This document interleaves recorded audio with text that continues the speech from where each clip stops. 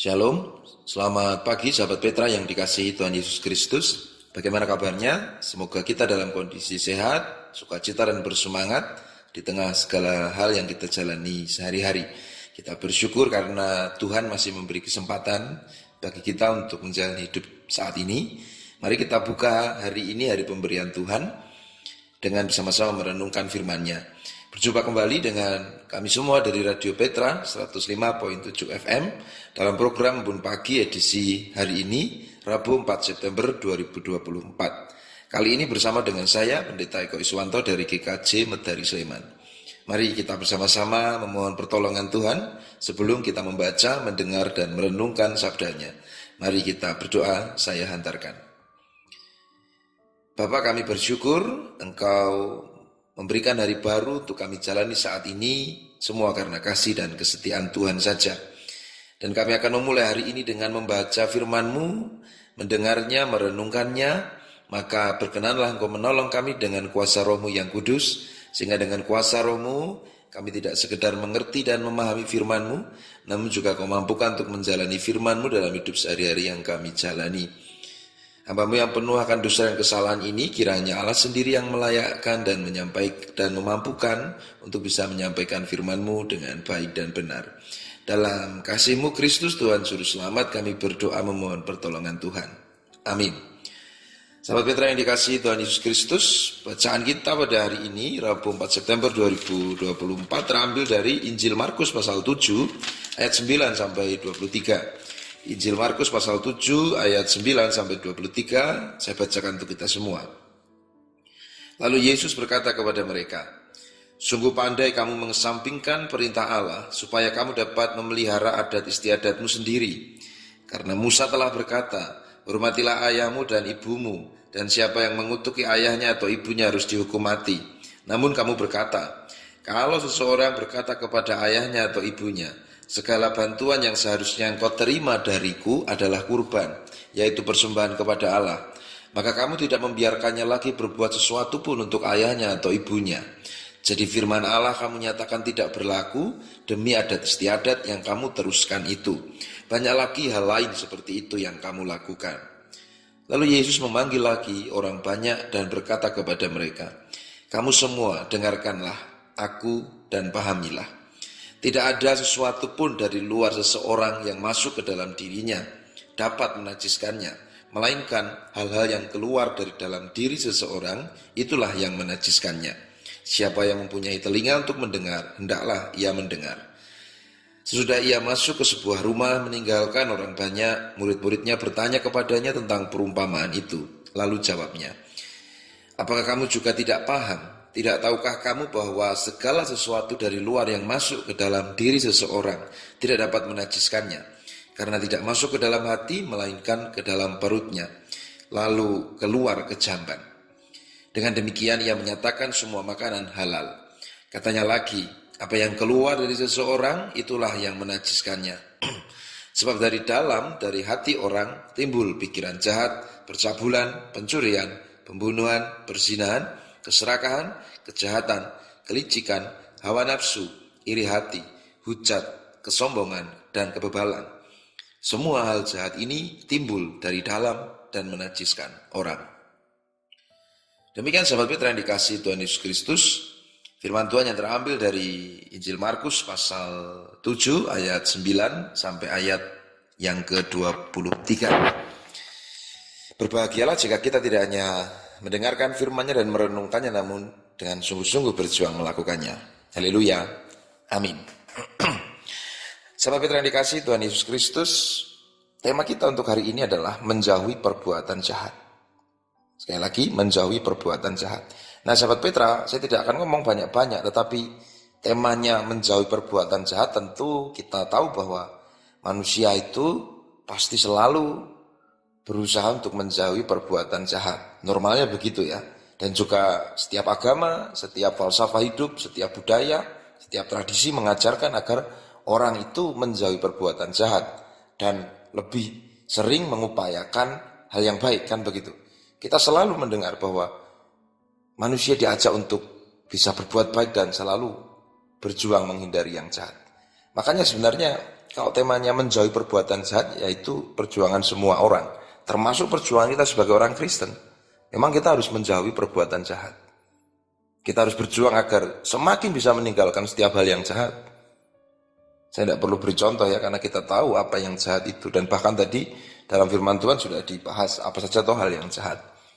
Dan kita diminta untuk mengarahkan diri agar lebih sering dan terus berjuang melakukan hal yang baik. Oke, sampai di situ kita sepakat bahwa menjauhi perbuatan jahat adalah tujuan semua manusia, termasuk baik kita sebagai orang Kristen. Nah, tapi yang kedua ini, perenungan khusus bagi kita untuk saat ini. Ketika tadi Tuhan mengkritik ahli-ahli Taurat, orang Farisi, ketika Yesus mengkritik orang-orang Farisi yang lebih menekankan pada adat istiadat daripada firman Allah, dan konteksnya kan pada waktu itu orang-orang Farisi menegur kenapa murid-murid Yesus makan dengan tidak membasuh tangan terlebih dahulu, kan begitu. Karena bagi orang Farisi itu wajib, mereka nggak mau makan kalau mereka belum membasuh tangan. Nah, karena bagi orang Farisi tata cara lahiriah itu penting, begitu. Lalu Yesus kemudian justru membalikkan, bahwa yang menajiskan orang itu bukan apa yang masuk ke dalam dirinya, tapi apa yang keluar dari dalam dirinya. Jadi kalau makanan itu masuk ke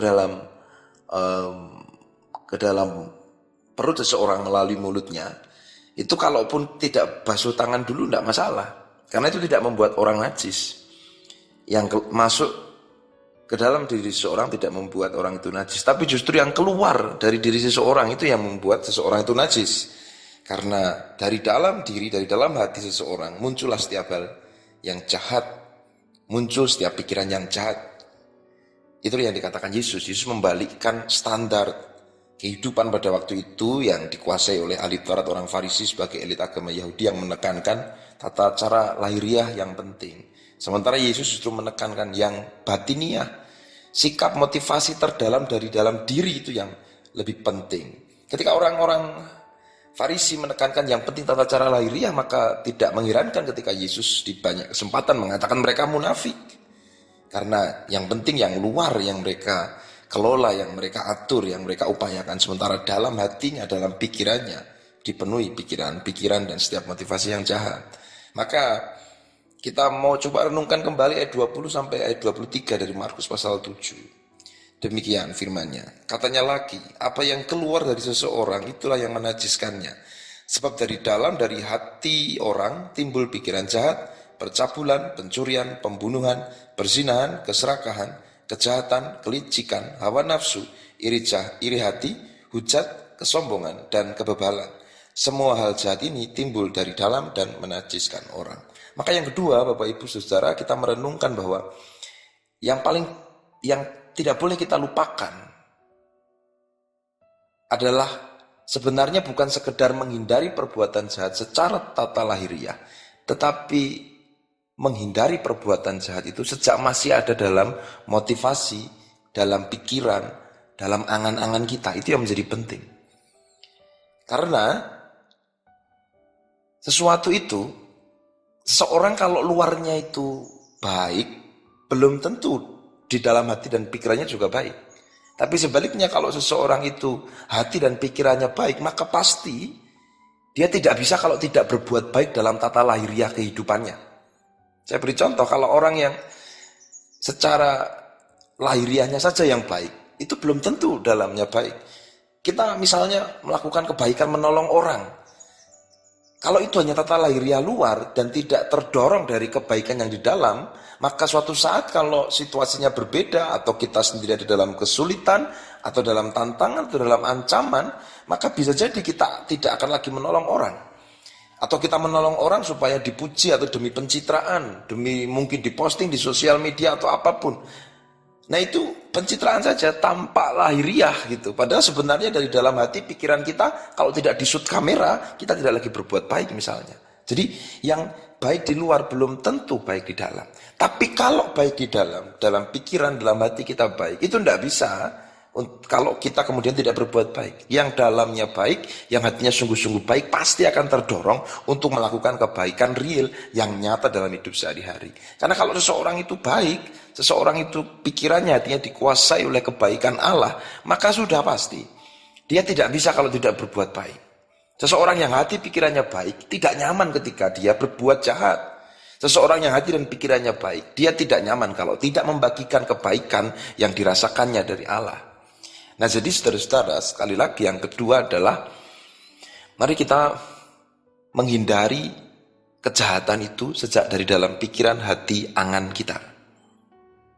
Karena yang luarnya baik belum tentu dalamnya baik, tapi yang dalamnya baik sudah pasti dalam lahirnya atau luarnya juga baik. Nah, dua hal itu yang kita renungkan Bapak Ibu Saudara. Satu, menghindari perbuatan jahat itu tujuan semua manusia, perjuangan semua manusia, ajaran dari semua agama, semua budaya, semua falsafah, semua tradisi hidup. Ya, termasuk kita sebagai orang Kristen, kita harus menghindari perbuatan jahat. Dan yang kedua ini yang lebih dalam. Mari kita menghindari perbuatan jahat sejak dalam pikiran, sejak dari dalam hati, sejak dari dalam angan-angan, sejak motivasi itu timbul dalam hati dan pikiran kita. Karena itu yang justru menurut Yesus dari Markus 7 menjadi lebih penting. Karena sekali lagi yang luarnya baik belum tentu dalamnya baik. Tapi kalau dalamnya baik sudah pasti dia akan terdorong untuk melakukan kebaikan dalam hidup sehari-hari. Dan itulah kebaikan yang tulus dan itulah kebaikan yang akan bertahan lama. Mengatasi setiap kondisi dan situasi. Kalau hanya lahirnya aja yang baik tapi hatinya buruk, nanti kalau situasinya berbeda, kondisinya berbeda, bisa jadi dia tidak lagi baik. Tapi kalau dalamnya baik, hati pikirannya baik, maka di dalam situasi dan kondisi apapun, dia akan tetap melakukan perbuatan baik. Nah, itu yang kita renungkan hari ini Bapak Ibu Saudara, yang dikasihi Tuhan Yesus Kristus dalam Bun Pagi edisi hari ini, Rabu 4 September 2024. Kita sadar kelemahan, kekurangan, bahkan dosa kita, maka mari kita mohon pertolongan Tuhan agar dimampukan mengerjakan firman-Nya. Mari kita berdoa. Tuhan, terima kasih karena Engkau mengingatkan kami melalui firman-Mu dan Engkau mengajar kami untuk sungguh membangun kebaikan itu dari dalam hati, dari dalam pikiran kami. Engkau ingin agar kami menghindari setiap perbuatan jahat itu sejak dalam pikiran, sejak dalam hati kami, sejak masih dalam bentuk niat dan motivasi. Maka tolonglah kami dengan kuasa Roh-Mu yang kudus, kuasailah hati pikiran kami dengan Roh-Mu, sehingga hati pikiran kami selalu dikuasai oleh kebaikan Tuhan. Sehingga dengan demikian kami terus boleh berjuang untuk mewujudkan kebaikan dalam hidup kami sehari-hari. Ya Tuhan, setiap pikiran yang jahat, niat yang jahat, motivasi yang tidak baik dari dalam hati pikiran kami, biarlah boleh kami kendalikan, boleh kami kalahkan dengan kuasa Roh-Mu yang kudus. Tuhan, kami mau jalani hari ini, tolonglah kami, agar niatan kami, motivasi kami, setiap keinginan yang kami miliki dari dalam hati pikiran kami selalu dikuasai oleh kebaikan Tuhan. Dan biarlah kami boleh mewujudkan kebaikan itu dalam bentuk-bentuk kebaikan yang sederhana yang kami lakukan dalam keseharian kami, berjumpa dengan setiap orang dalam kehidupan kami. Tolonglah kami dengan kuasa kasih Roh-Mu yang kudus ya Allah. Kami berdoa kepadamu mohon pertolongan dalam nama Kristus Tuhan Juru Selamat. Haleluya. Amin. Sahabat Petra yang dikasihi Tuhan Yesus Kristus, demikian perenungan kita untuk Embun Pagi edisi hari ini Rabu 4 September 2024. Selamat memperjuangkan firman Tuhan dalam hidup kita sehari-hari, khususnya hari ini yang akan kita jalani. Selamat menghindari perbuatan jahat sejak dari dalam pikiran dan hati kita. Sampai jumpa kembali dengan Radio Petra 105.7 FM dalam Embun Pagi edisi selanjutnya. Saya Pendeta Eko Iswanto dari GKJ Medari Sleman mohon pamit, sampai jumpa di lain kesempatan. Tuhan Yesus memberkati. Amin.